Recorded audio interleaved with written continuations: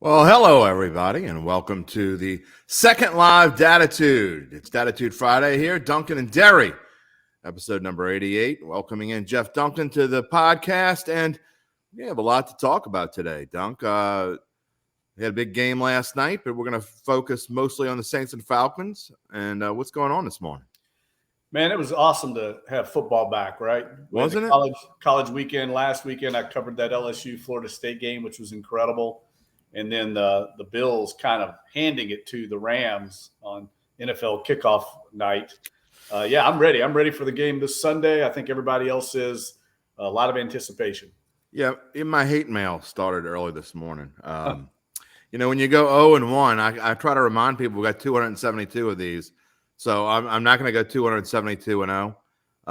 It started last night with my son giving me the business because he's a big Bills Mafia guy. He's got 2 Josh Allen jerseys.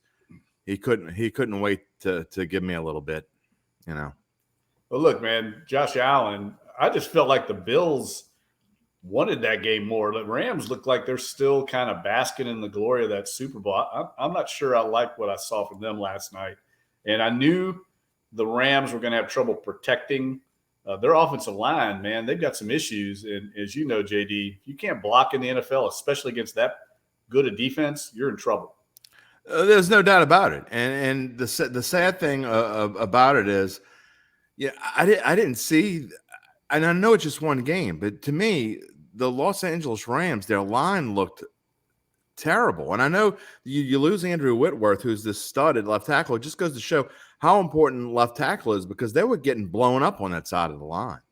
Yeah, well, the Bills' front four is elite. They play D the same way the Saints do, and that is they only rush 4.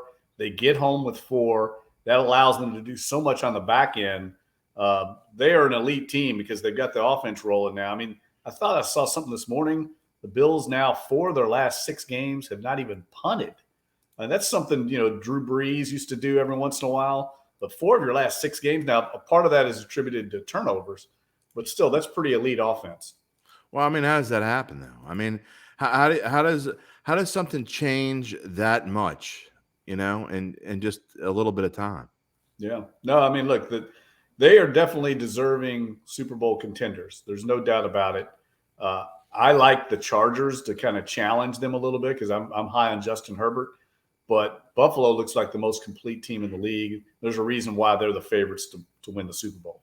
Well, I mean, how much do you put on one game and stock on one game? And again, 31-10. I mean, it's 10-10 at halftime. They shut them out in the second half. But I think you could see. I should have gone and live bet it because I think you could see that Buffalo was clearly the better team by halftime. They don't have the 2 turnovers. It's definitely not 10-10. It's like 17-3 or something along those lines. Yeah, look, I don't want to make a blanket statement week 1. I mean, come on, man. We got a whole season to play. But I'm just, every once in a while a team wins a Super Bowl that's not that great a team. And I think that was clearly the case with the Rams last year. Things kind of fell their way. They get like a kind of an upstart Bengals team that they weren't the best team in the AFC. They get them in the Super Bowl. They kind of win a lackluster game. To me, they were one of the worst Super Bowl champions we've had in the last decade. And I'm not sure they're going to have that great a season here because they feel like a team that's basking, like I said earlier, that's still sowing their oats after winning it all. They didn't look very hungry at all last night. They got it handed to them pretty handily by the Bills. So I'll wait to reserve judgment on how good the Bills are because I'm starting to wonder how good the Rams are. Yeah, well, I think there's no doubt. I've said throughout my previews, I think that the 49ers are the best team in that division. I think they're going to win that division. I don't think Arizona's very good, and I certainly don't think Seattle's any good. So I think the Rams will be okay and be in the playoffs. But what I saw last night, I don't know where Cam Akers was. He completely disappeared. I know a lot of people in fantasy football who drafted him high are pretty ticked off this morning. But it is what it is. But like you said, football's here, so we can we don't overreact to week 1. And but the Bills certainly look like a Super Bowl team. I don't want to say I've been down on them, but I think they'll win 11 or 12 games. But I'm just not sure if they're as good as they looked last night. And maybe they are. maybe they will win 13, 14 games. And again, there's a reason why they're the Super Bowl favorite. Well, the other good betting angle, I always like to play this angle. After week one, you kind of go the other way, right?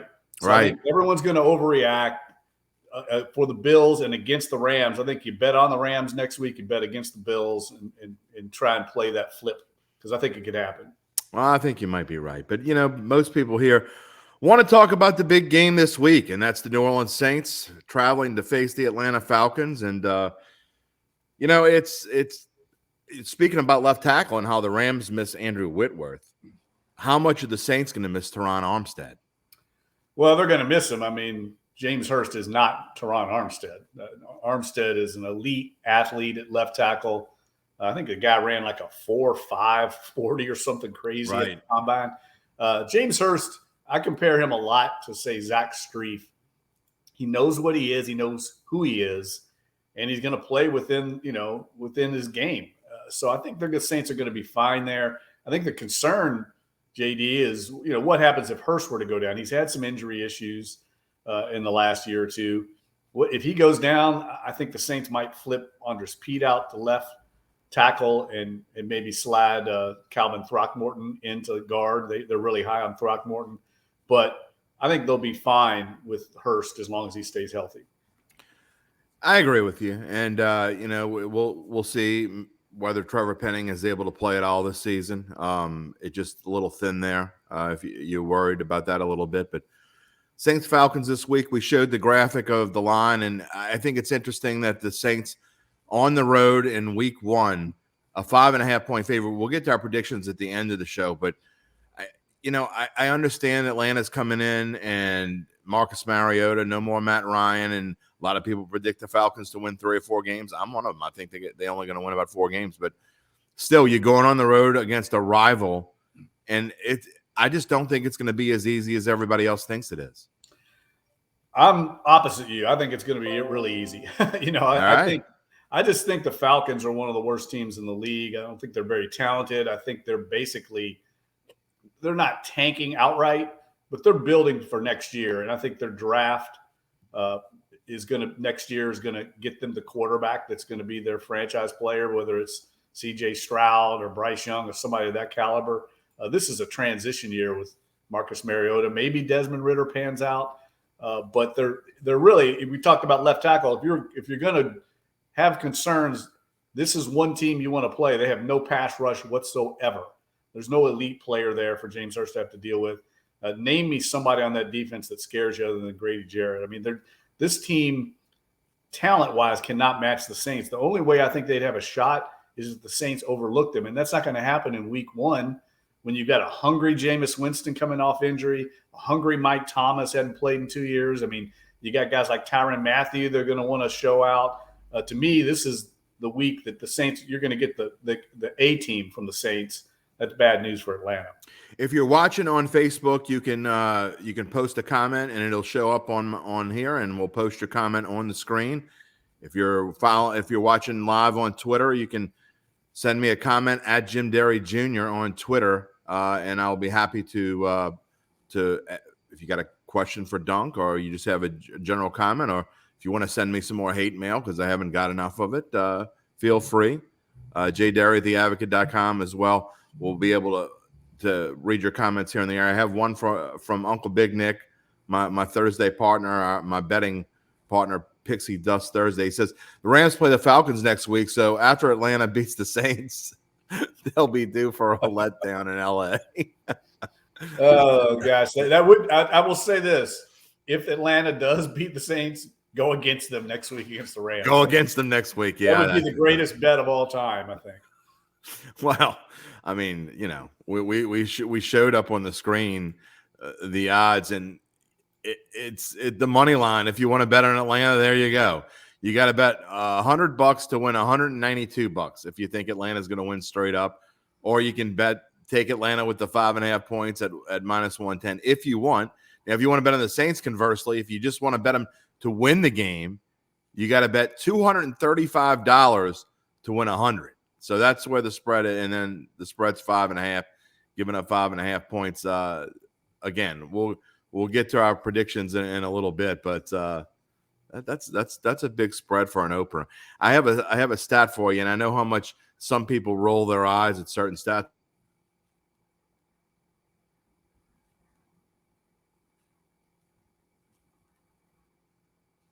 The home team in a division game who is an underdog is 19-5-1 against the spread.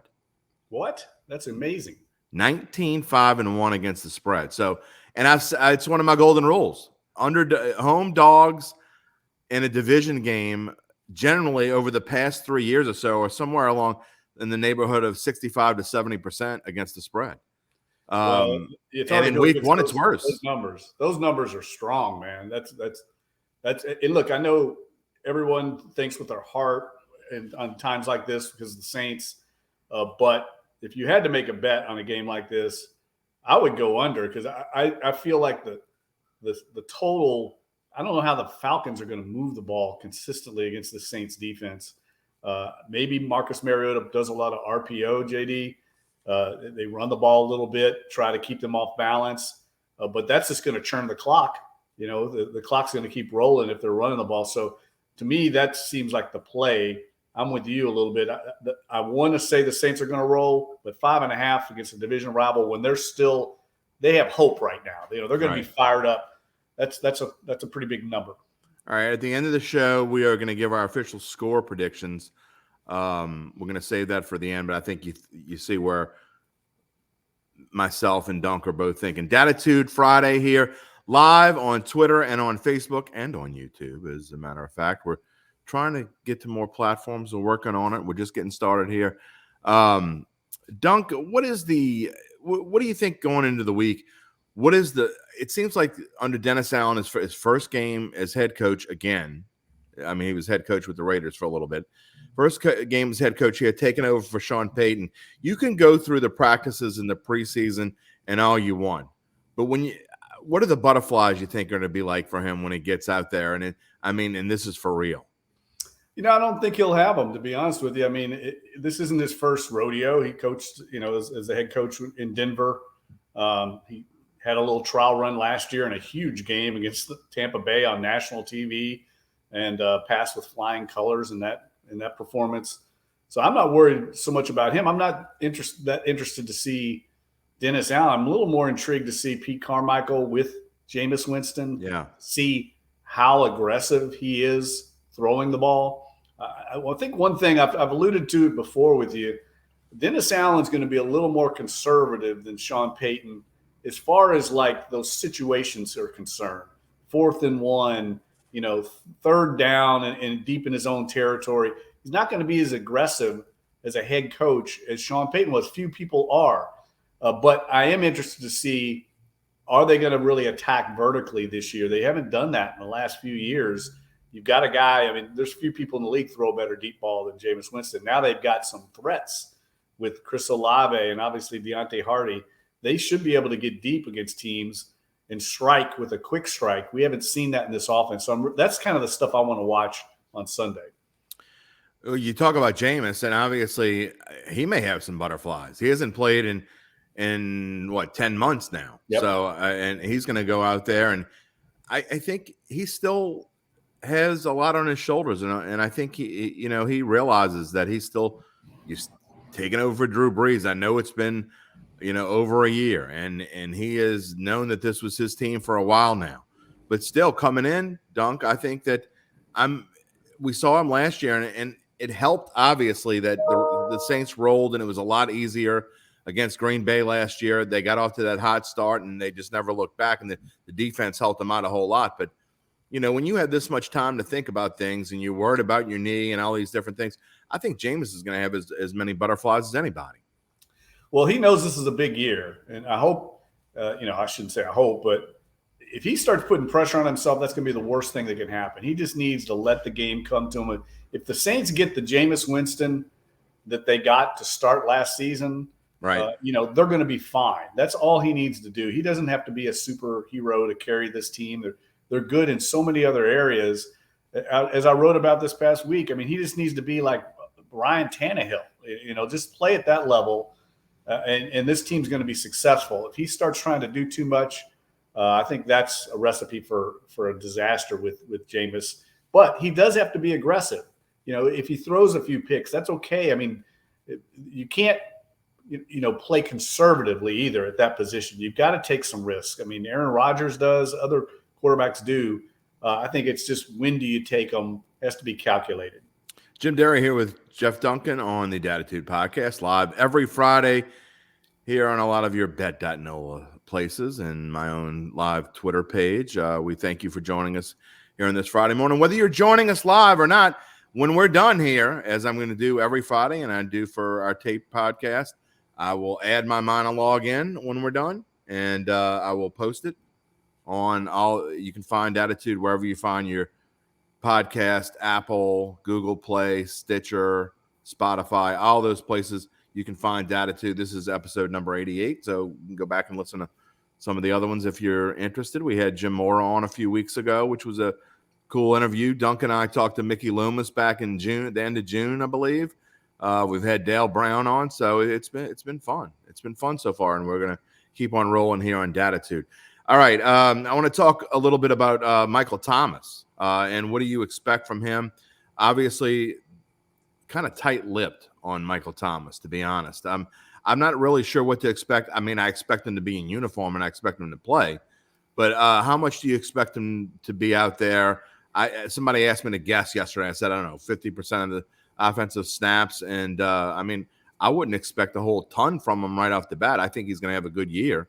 But I think he definitely wants to get out there and play a little bit on Sunday.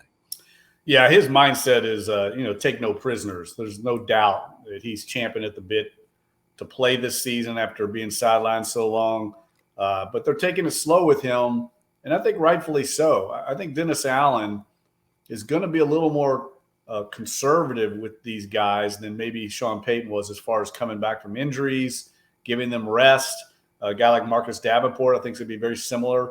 They're not going to practice a lot during the week, and I think that's fine. Get them ready for the game. You got to take big picture here. And Michael Thomas, though, is a guy that wants to play, and so I think it'll be interesting to see how many snaps he gets. He's looked great, Jim, when we've seen him. The problem is we just haven't seen him a lot on the practice field. But when he's out there, he doesn't look hindered in any way. In fact, he looks better than he looked in 2019. I mean, he's looked incredible. But is he going to hold up? That's the concern I have. We've already seen him have trouble with a hamstring on that same leg with his ankle. There's these kind of related effects sometimes when you come off a surgery. That's the concern I have is will he hold up over 17 games? How much do you expect him to play on Sunday? Oh, I think he's going to play full bore. I don't think he's going to be limited in any way, but I don't think that means he's going to be targeted a million times. I mean, one of the issues I think that I want to watch going forward is, Michael Thomas is his bread and butter is the short passing, intermediate routes, slants, hitches. That's not the strength of Jameis Winston as a quarterback. I mean, he's not been great on those throws. He's incredibly inaccurate, as a matter of fact. One of the most inaccurate quarterbacks in the league at short to intermediate passing. That's something he's worked on this offseason. We'll see how that translates this season, because that is going to be something that they're going to have to improve on with Michael Thomas back. That's where he makes his living. Well, there's no question about that. How excited are you? I mean, I don't mean as just as a columnist and someone who covers this team, the new faces that we're going to see on Sunday. I mean, I can't wait to see what Chris Olave is going to be able to do. Yeah, just seeing him in the preseason, he's the one I guess I'm most excited to see. I am too, because the knock on him coming out of Ohio State was he wasn't very physical. Doesn't really do much after the catch. He's not a yak guy. And you can bully him at the line of scrimmage and reroute him a lot. And the Saints are incredible at that in the defensive backfield, but they haven't done a lot of press man coverage in team drills and stuff this season in preseason. So it's going to be interesting to see once he gets in the league if people use that tactic against him. He's such a smooth route runner. He's one of these guys. He's like a thoroughbred out there. He looks like he's not running very hard, and he's running away from people. So I do think he adds an element to this receiving core they haven't had, and he's very smart. I don't think there's going to be much of a transition or learning curve for him. He played at a very high level at Ohio State. Those guys transition pretty quickly to the NFL. Interesting question from Uncle Big Nick. Yesterday, Alvin Kamara, named one of the team's 6 captains, spoke to the media for the first time, obviously about nothing except football, but which is what you would expect. He can't talk about the stuff that we all know that's in the background. But Uncle Big Nick asked, do we think that Kamara should have been named a captain? What's your thought on that? Well, I mean, it's the players are the ones that voted, so That's right. They felt like he deserved it. I think he's clearly a guy, I think, behind the scenes that does a lot more than maybe publicly. He's not a very vocal guy in a lot of ways, but it didn't surprise me at all. I mean, he's the best offensive player they have, and he's now entering his 5th season. Yeah. So it makes sense to me. Me too. I feel the same way. And again, being named captain doesn't, it doesn't say anything about anything else. I mean, it just shows that the players respect that they have for Alvin Kamara. And, we go on. There's no question he's going to be suspended. It's probably going to be in 2023. But you can't, everybody makes mistakes. Everybody in their lives make dumb mistakes. He's going to get suspended. We don't know what the legal side of it's going to be. And honestly, I say that about anyone. If it becomes a recurring theme, then you deal with it. But, Alvin Kamara has been a model citizen around New Orleans since he's been here. And he made a big mistake, and I think he knows that, and he's going to pay for it in some fashion. But obviously, with the players behind him and the respect that they have for him, to me, says a whole lot, Dunk. Yeah, and, I think the loss of Teron Armstead, who's been a captain for several years, there's really nobody along the offensive line that makes sense, I think, in that role. I think Eric McCoy will one day be a captain, maybe Ryan Ramczyk. But it makes sense that you'd transition to Alvin, who's been in the offense the whole time. He's durable. He's always there. He hardly ever misses a game. He's so talented, and he's one of the smarter players, I think, that the Saints have had in the last 10, 20 years. He's very football smart. So I could see why they would elect him, as opposed to even like Mike Thomas, who's obviously talented, been on the team longer, but has been off for the last couple of years. And as talented as Mike Thomas is, never been really a rah-rah leader guy. He's more of kind of a loner kind of guy, and I think he's working on that. He's been asked to do more as far as leadership goes by Dennis Allen, and I think he is trying and making strides in that department, but not there to say the level of Alvin Kamara yet. You talked about Eric McCoy. That dude got paid, didn't he? Yeah, and they've been wanting to get that done for a while, and that's one of the reasons why Chauncey Gardner-Johnson's in Philadelphia right now. They had higher priorities than their nickel slot back, and that's why they wanted to get Eric McCoy locked up. They're going to do the same thing, I think, with Marcus Davenport. And if he has a breakout year, he's going to command a massive, massive deal. And they've already re-upped with Kamara, Mike Thomas, Ramczyk. They've got some big deals. And we're not even talking about the quarterback position. Right now, they're getting Jameis Winston on a cut rate deal. And if he plays well this year, I think they'll tear up that 2-year contract and give him a long-term deal that's also going to be mega money. So, they were kind of caught between a rock and a hard place with C.J. Gardner-Johnson. Mickey Loomis had a number. He wasn't going to budge off of it. And when they saw that they weren't going to be able to get him locked up long-term, and the way he reacted to it, I think Dennis Allen said, you know what, we don't want to start this season, my first year as head coach, with any kind of distractions. We're deep in the secondary. Let's move on. We got Eric McCoy locked up. I also think it goes to show, we talked about this last week, Dunk, that, people complained about Gardner-Johnson and they just gave him away.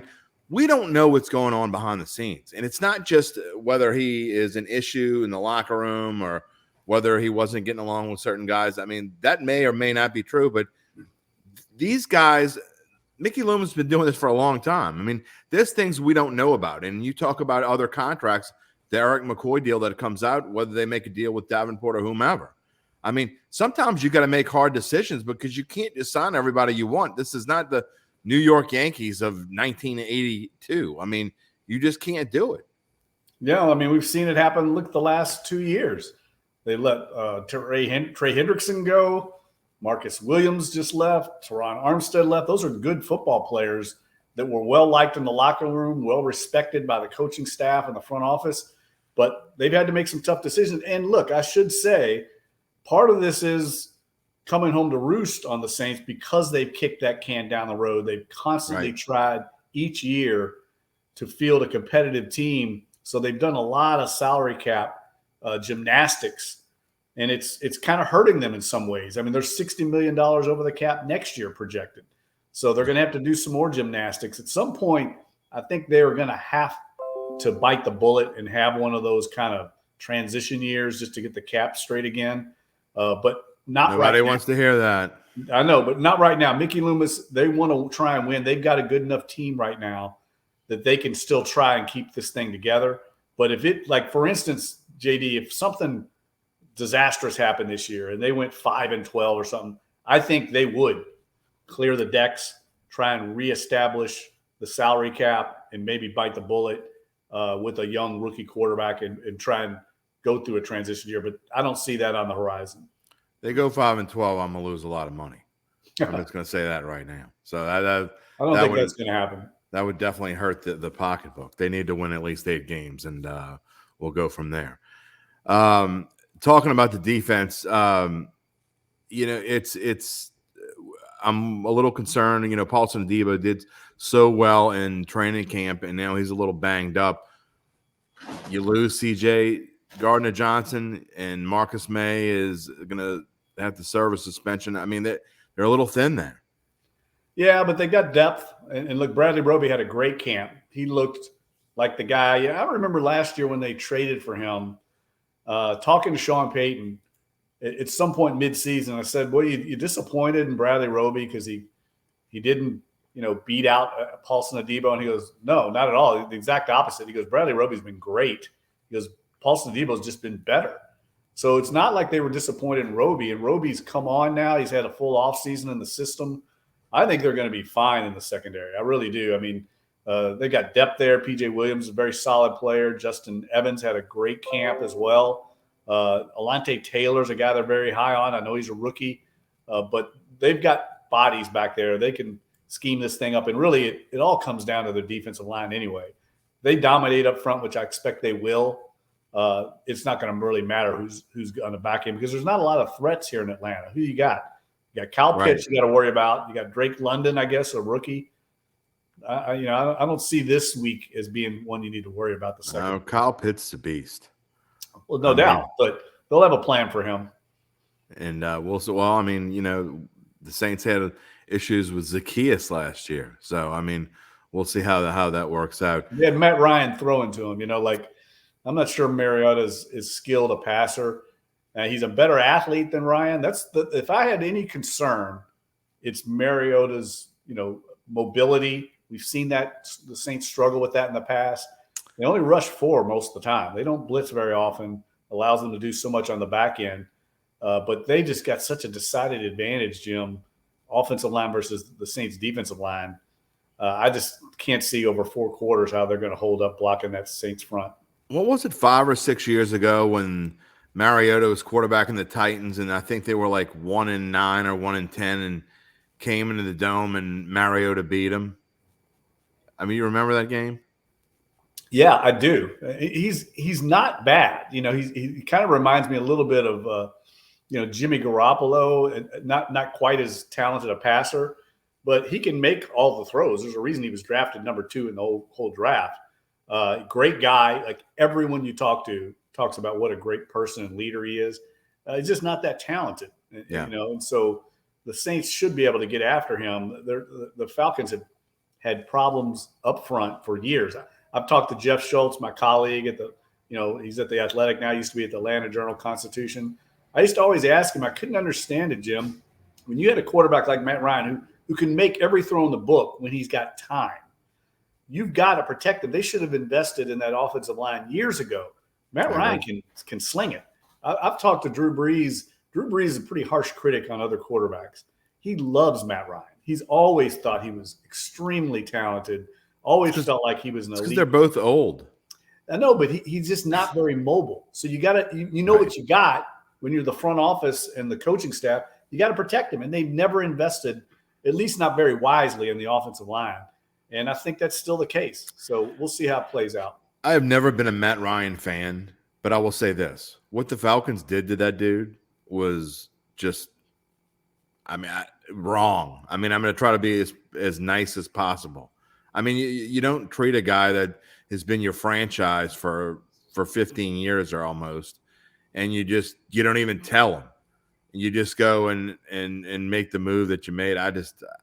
Look, he's better off in Indianapolis. There's no question, because I think Atlanta still, instead of being maybe a 4-win team or a 5-win team, I think maybe they're a 5 or 6-win team with Matt Ryan. So I don't think they did him a favor by going to Indianapolis, where he could go to the playoffs and maybe finish out his career the last 2 or 3 years or whatever he's got left and go to the playoffs, and have maybe the number one fantasy running back in football. But what they did to Matt Ryan, I think, was awful. Well, they definitely kind of botched the whole Deshaun Watson thing. There's no doubt about that. I do think once that fell apart, they did right by him. But they sent him to a good organization, a really great offensive line in Indianapolis. Like you said, a great running back. I think he's going to thrive there. I think they're a team to watch. That's a bad division. I think they could easily win that division. Thrive is a strong word. I just feel like the Titans are going to regress. I may be wrong there. You and everybody else except me. I think I'm the only one that thinks the Titans is still the best team in the division. I mean, every media pundit out there loves the Colts this year. And again, maybe I'll be wrong. I mean, I was wrong last night. In fact, I got a email here again. If you want to reach out at Jim Derry Jr. on Twitter, we got about 10 or 15 minutes left in the live portion of the show. Or you can put it in your memory bank and use it for future live Friday shows. But at Jim Derry Jr. on Twitter, at jderry@theadvocate.com is my email. I got a message from Jacob Long along with my other hate mail. Again, I wasn't going to go 272-0. He says, Jim, I think the game speaks for itself. No explanation needed. Okay, well, thanks, Jacob. If I next Thursday, make sure you text in. If I get Thursday right next week, I want to hear from you. And then I got another a message from Justin Bracey on Facebook that told me, that said, I knew I was good. He had a ticket of his bet on the Bills last night and said he knew he was good when I picked the Rams. So we appreciate the love. Keep it coming. Jeff, we love hate mail as much as we love anything else, right? It means they're paying attention. Yeah, don't hold your breath waiting on somebody to tell you you're right on something. People love to point out when you're wrong. I mean, I always tell people, I've got a go-to thing now. I pull out on social media the Michael Jordan quote about how many game-winning shots he missed in his career, how many times he failed in the key moment, but he kept taking the big shot because that's how you succeed in life. That's my go-to now. It's my go-to to the trolls, because as soon as you make a bad call, like we all know, I said Sean Payton was going to be here this season. I've heard about that till I'm not going to ever live that one down. But no one's going to point out when you're right. It's part of the business. But again, if you got trolls, it means people are paying attention. So I guess it could be a worse thing. You can hear nothing ever, and that would probably You want to be irrelevant. That's the worst. Well, I don't even know if I'm relevant in my own house, Dunk. So I live in a house with 3 females. I guarantee you, I'm ranked 5th. It's the 3 females, the dog, and then me. So that's where I rank in this house. Well, it is what it is. All right, we got about 10 minutes left. I do want to get to some more of our predictions. Don't want to give your score just yet, but what about the Saints? Do you think that, and I know a lot of people, I've got a bunch of messages on our Bayou Bet show, had people saying it was going to be 40-10, 35-7, stupid stuff like that. It's not going to be that, okay? The Saints, I'd be shocked. I mean, and I'm not kidding. I'm going to be shocked if the Saints score in the 30s. So right there is, I think, the ceiling on this team in this game is somewhere around 27, 28 points. I think the defense will play well. I love the under in this game more than I like the fact that I'm taking the Falcons. I think I made it clear that I'm taking the Falcons plus 5.5. I think the Saints will win the game, but I think it's going to be tight to the end. I know you think opposite, but what are the keys for the Saints in this game to beat the spread, to have everyone feeling great about this team going into Monday? Well, I think number one, the offense, they've got to be able to run the ball, and I think they will. I think they're going to lean on that running game, that good offensive line. Alvin Kamara's looked great in camp. If they can't run the ball on this Falcons defense, I think that is not going to bode well, because I don't think you want to have Jameis Winston dropping back, especially as he's coming in his first game on that knee. I think this passing attack is going to take a little while to find its rhythm. There's a lot of new parts there. He and Mike Thomas have not played a lot together, in live NFL action. So I do. Chris Olave is a rookie. I just think it's going to take a little while for the passing attack to find its groove. So while that is developing, they've got to be able to run the ball. And I know Dennis Allen wants to run the ball. So to me, that's number one, run the ball. I thought that was a key for Buffalo last night. I mean, they were running 5-6 yards a carry. No question. Right away, I was like, well, this isn't a good sign for the Rams if they can't stop the run.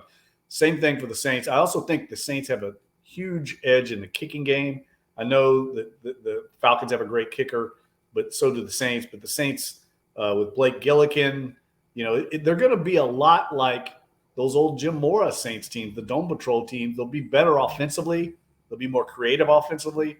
But they're going to win games with that kicking game, great field goal kicker, good rushing attack, and a move the chains offense. I really think people have gotten too caught up in the Saints, new receivers, and they're going to be this wild, the days of the Drew Brees, Sean Payton scoring 40 a game, lighting up the scoreboard. I just don't think that's the way this team is going to play. And hence I'm going to like a lot of unders in Saints games. And again, I'll put the thing back up there. Total is 43. So, I mean, I when I say it's going to go under, and that's a pretty low total for Saints. I mean, you think about the Saints in the Drew Brees days, it was normally around 51, 52. So that's a pretty low total, especially for a Saints-Falcons game. But a lot of Saints-Falcons games are low scoring, and I think this is going to be one of them, which leads me into my next question. We're talking about keys. The defense, Dunk, is going to have to find a way to contain Mariota and keep him from being able to scramble around. Not that he's Josh Allen or anything like we saw last night, but he has proven before that he is able to move with his feet and get around. The edges are going to have to find a way to contain him so the linebackers and Demario Davis can do their job. I'm not as worried about the secondary, but you got to be able to contain Mariota, and you got to limit Cordero Patterson to, I think, 80 yards or fewer. Agreed. And look, they got to have a plan for Kyle Pitts. That's one thing I do want to watch is, in the past, that would have been Malcolm Jenkins or C.J. Gardner-Johnson. They drew a lot of tight end assignments the last couple of years. Who's going to get that role now? Who's going to play that role on Kyle Pitts? I mean, he's something of a freak. A guy that big, that tall, that rangy, and that fast. Yeah. It's a tough matchup for them. There's no doubt. But I'm sure Dennis Allen and his staff have a plan. I mean, this is a guy you can kind of focus on because there's not a lot of threats outside of him. I know Drake London is a highly regarded prospect, but he's had some injury issues himself. But they do, if you give Mariota time, I mean, he's an NFL quarterback. If he can extend plays with his legs, guys are going to get open. So I think you're right on that. They've got to be able to keep him in the pocket. Fantasy-wise, I think Travis Kelce and Mark Andrews are better tight ends. But in the real world of football, I mean, I put Kyle Pitts up there with anybody. I think he's and already only in his second year. They just couldn't get him the ball last year because he was double teamed so much. And I know Matt Ryan tried to. And he may be in the same situation again because, like you talk about, Drake London and Russell Gage is gone now. So, I mean, their receiving core is even, more shallow than it was last year, I think. So you're going to have to find a way to double team that guy because he is just, like you say, a freak of nature. That's exactly what I call him. That dude, to me, might be the best tight end in football. A funny story. I remember 3 years ago, it might have been, I can't remember exactly how long ago it was. LSU had just beaten Florida. Yeah. We were at Coach O's press conference, and Kyle Pitts had a couple of big time plays. I really didn't know much about Kyle Pitts. I think he was still like a redshirt freshman or a sophomore. But I remember Coach O pointing out and saying that's a pretty good football player. Because everybody was saying, well, how is this guy getting open? And, you tend to look through the prism of your own team. And LSU fans were wondering how this tight end was lighting him up. And he goes, well, that guy's pretty good. And now we see how good Kyle Pitts is. And that was early in his career. And I remember kind of keeping track of him after Coach O pointed him out. If he can even be good when Kyle Trask is throwing to him, then he can be good in the NFL. Yeah, look, he's probably the fastest tight end we've ever seen in the NFL. Can they get him the ball? I mean, they're going to try. Arthur Smith's a very creative play caller. He's going to lean on Kyle Pitts as much as he can. He's their main weapon, but Dennis Allen knows that, and they're going to try and take him away. I mean, that's what Sean Payton used to always say. There was a Bill Parcells-ism. You take away the right hand and make the team play left-handed. That's what they're going to try and do. All right, it's coming to that time of the show when we're going to give our score prediction and see how close we are. Well, maybe I'll keep track. Maybe I won't. We'll see how it goes. Again, over-under is 43. It was 42.5 early in the week, so it's ticked up a bit. That means people were betting on the over. Also, the Saints, the look-ahead line on this game was 3. You could have got this game at Saints -3 about 2 months ago. It started the week, I believe, at 5 and is now 5.5. So everybody's betting. Well, I'll say everybody. The vast majority of the public is betting on the Saints spread-wise, and they're betting on the over.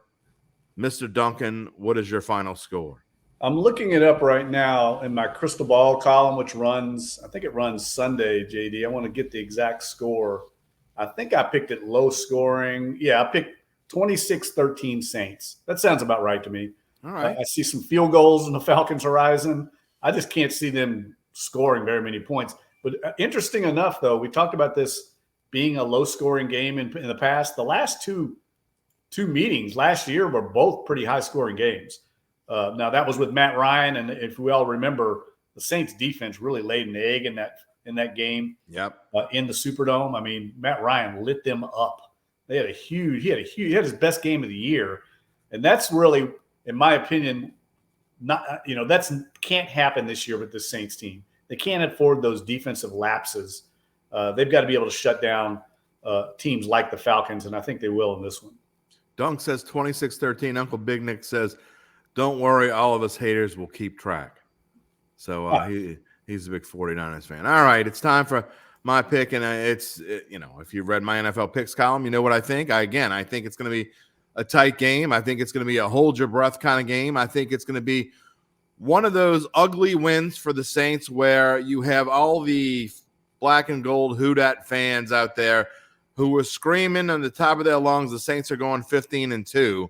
Those same people on Monday are going to say, oh, they're going 7-10. You can't beat the hell out of Atlanta. What's going on? It's Atlanta.